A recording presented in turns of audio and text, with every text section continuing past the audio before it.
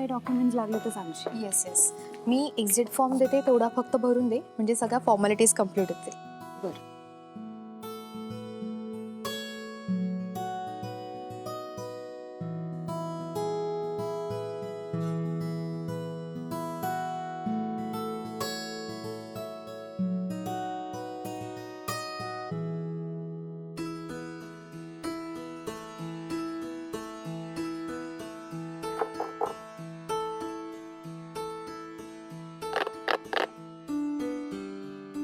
या टेबलचा आवाज छान येतो ना.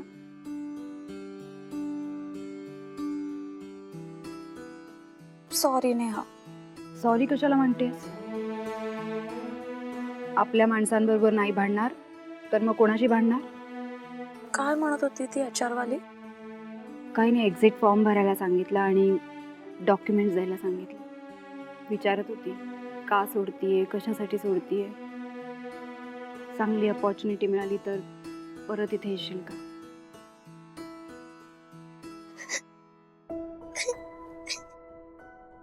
अगं शेफाली,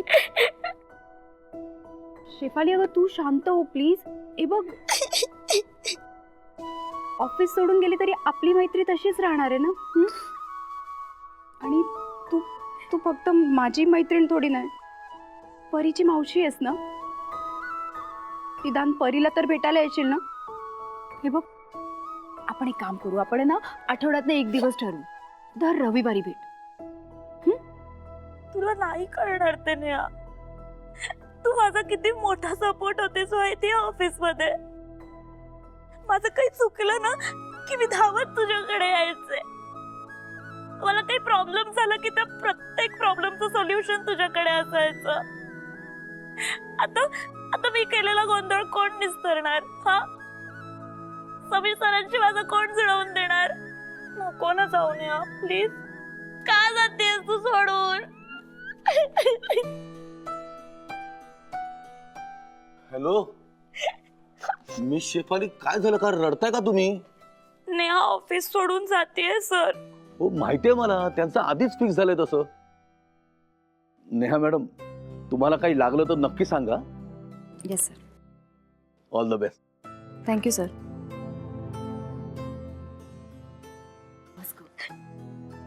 रडतीयस का? अगं तुला काम चोख येतं, फक्त तुला फोकस करायची गरज आहे. थोडंसं कामावर फोकस केलं ना तर तुला बाकी कोणाची गरजच नाही पडणार. आणि समीर सरांचं काय, ते ऑलरेडी तुझ्यावर लट्टू आहे. खरंच? नाही, तुझं रडणं थांबावं म्हणून बोल. किती वाईट आहेस तू नेहा. तुला ना हार्टच नाहीये म्हणून तू अशी मस्करी करतेस. का भांडलीस तू यश सरांशी? भांडली नसतीस तर इथेच राहिली असतीस ना. अगं शेफाली, सोड ना तो विषय. थँक्यू. थँक्स का? कारण तुझ्यासारखी मैत्रीण मला आयुष्यात कधी मिळणार, जगात कुठेही नसते. You are my best friend यार. मी खूप मिस करीन तुला. तुझ्या बरोबर बाईकवर फिरणं, माझ्या बर्थडेला मोठे मोठे गिफ्ट्स आणून देणं, आपले सिक्रेट्स पण लाऊडस्पीकरवर बोलणं, सगळं खूप मिस करीन मी. येशील ना मला भेटायला? अर्ध्या रात्री पण येईल.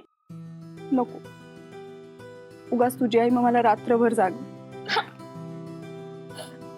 चल आपण निघू, मला अजून 2 ठिकाणी इंटरव्ह्यूला पण जायचं. नेहा, तू जाण्या अगोदर एक गुड लक कॉफी प्यायला जाऊया. नक्की. चल.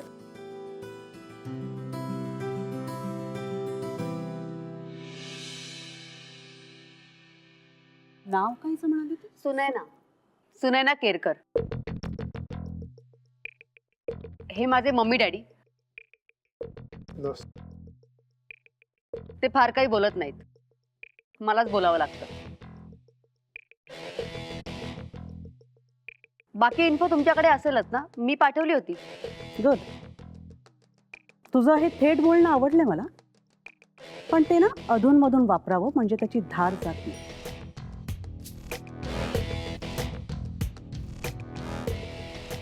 प्लीज.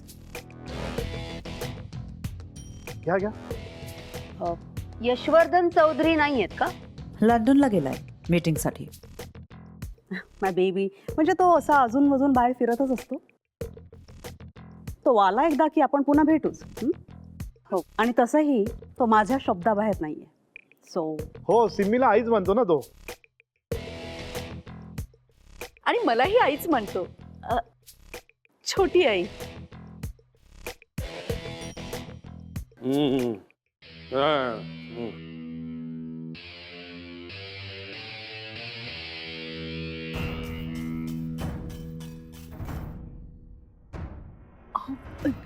हे ना आपल्या यशसाठी स्थळ म्हणून आलेत. स्थळ हे परत चालू झालं वाटतं. सिम्मीचं नवीन डील.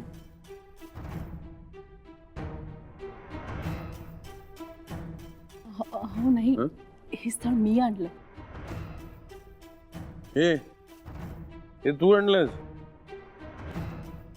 आता मोठ्या काकू नंतर छोट्या काकूनी पण डील करायला सुरुवात केली काय घरात? असं काय बोलताय? मी हे स्थळ खूप जेन्युइनली आणलंय. जेन्युइनली आणलंयस हे स्थळ? हा ठीक आहे, मी बघतो काय करता. जाऊ तुम्ही, मी आहे बघतो.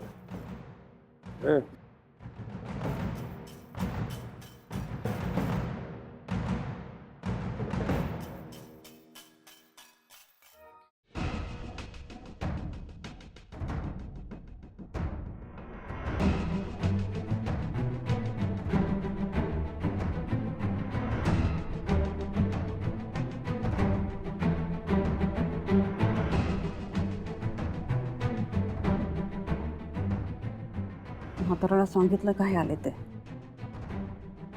मग अजून आलं का नाहीये?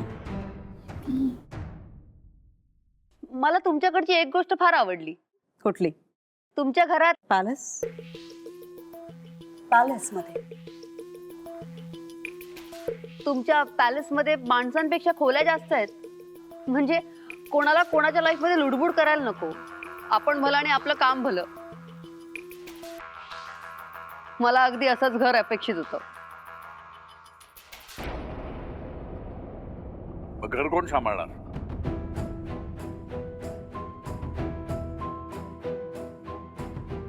पप्पा, घर सांभाळण्याची जबाबदारी सुनेची असते ना. सुनेने जर हात झटकले तर घर कोण सांभाळणार? उभं का? बसा बसा. उगाच रिस्पेक्ट असलं तर दाखवू नका. बसा. Please please, have a seat, have a seat.